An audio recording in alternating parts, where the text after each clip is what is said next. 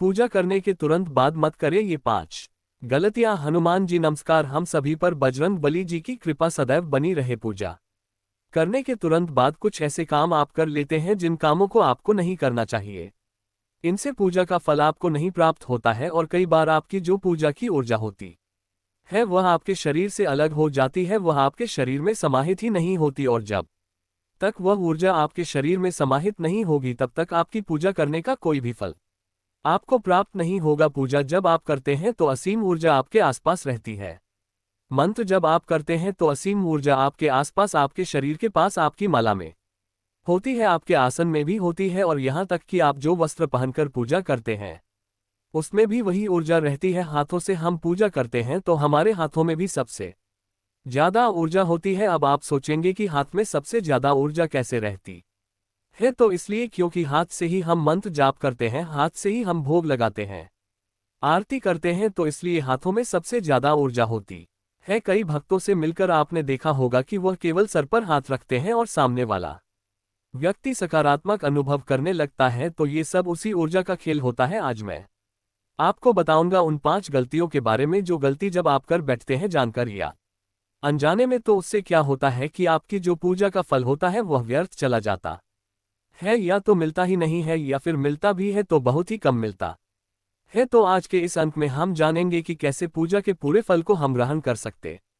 हैं, क्योंकि सारा जो खेल इस ब्रह्मांड में है वह ऊर्जा का ही है, और अगर ऊर्जा है तो ही हम हैं। देवी देवताओं की जो ऊर्जा होती है, जब तक हम उसे ग्रहण नहीं करते हैं तब तक दैवीय गुण हमारे अंदर नहीं आते हैं, न ही पुण्य की प्राप्ति होती है और न ही उनकी शक्ति हमारे अंदर आती है, न ही हमारे अंदर ईश्वर के लिए भक्ति जागृत हो पाती है। तो ये काम ऊर्जा ही करती है। ऊर्जा ही जब हम हमारे शरीर में जाती है तो हमारे नकारात्मक विचारों को नष्ट करती है, हमारे अंतर्मन को पवित्र करती है और हमारे हृदय में ईश्वर के लिए भक्ति नामक दीपक को प्रज्वलित करती है, और वह ऊर्जा हमारे शरीर में आध्यात्मिक गुण भी जागृत करती है, हमारा ऑरा मजबूत करती है और हमें परमात्मा से जोड़ती है। तो उस ऊर्जा को जब आप व्यर्थ कर देते हैं तो कहां से आपको अनुभव होंगे, कहां से आकरण शुद्ध होगा, कहां से सकारात्मक ऊर्जा से आप भरपूर होंगे, कहां से आप ईश्वर से संपर्क में रहेंगे और कैसे ईश्वर से आपका जुड़ाव हो पाएगा। तो इसलिए चलिए जानते हैं कि कौन सी वह गलतियां हैं जो हमें नहीं करनी चाहिए। तो जो सबसे पहली गलती है वह यही है कि यदि आप मंत्र जप करते हैं, पूजा करते हैं, आरती करते हैं, भोग लगाते हैं, तो पूजा करने के तुरंत बाद आपको अपना आसन नहीं छोड़ना चाहिए। कुछ देर मान लीजिए, जैसे 5 मिनट तक के लिए आप वहीं बैठे रहिए, उतनी देर आप भजन कर लीजिए या विनती कर लीजिए, नाम कीर्तन या नाम जप कर लीजिए, पर तुरंत आसन को मत छोड़िए। विशेषकर कि मंत्र उच्चारण के बाद तो बिल्कुल आसन तुरंत नहीं छोड़ना चाहिए।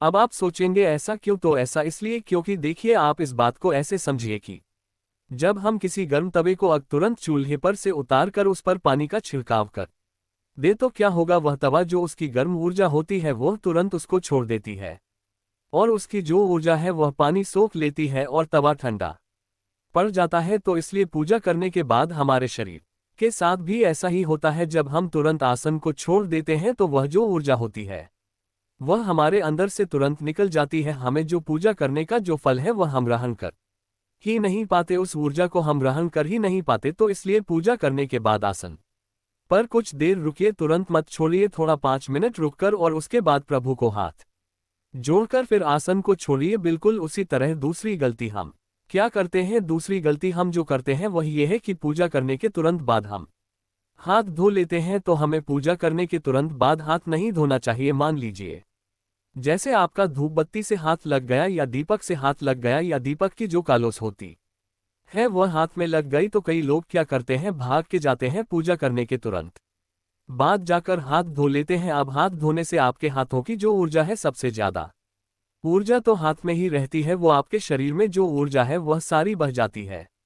अब आपने जो भी ऊर्जा अर्जित की है वह ऊर्जा तो बह गई, तो ये गलती आपको नहीं करनी है। तीसरी गलती है कभी भी पूजा करने के तुरंत बाद आपको नहाना नहीं है, न ही आपको शौच के लिए जाना चाहिए। तुरंत बाद नहीं जाना चाहिए, थोड़ा रुक कर जा सकते हैं। ऐसा करने से आपके अंदर की जो ऊर्जा होती है वह बाथरूम के सहारे निकल जाती है, तो इस बात का भी आप विशेष ध्यान रखें। चौथी गलती जो हम करते हैं वह होती है कि पूजा करने के तुरंत बाद आपको किसी को भी अपशब्द नहीं कहना चाहिए या कोई श्राप या बददुआ नहीं देनी चाहिए, क्योंकि कई बार क्या होता है कि पूजा करने से या कुछ मंत्र उच्चारण करने के बाद हमारे अंदर आवेश आ जाता है, गुस्सा उत्पन्न हो जाता है, या फिर कई बार हो जाता है कि पूजा करने के तुरंत बाद कोई घर में ही मान लीजिए ऐसी बात हो जाती है जिस पर आपका मूड खराब हो जाता है और आप किसी को कुछ बोल देते हैं, तो आप देखेंगे कि उस समय कही हुई बात आगे चलकर सत्य हो जाती है। इस बात का आप ध्यान रखें, क्योंकि पूजा में जो अर्जित ऊर्जा है ना वही उस आपकी कही हुई बात को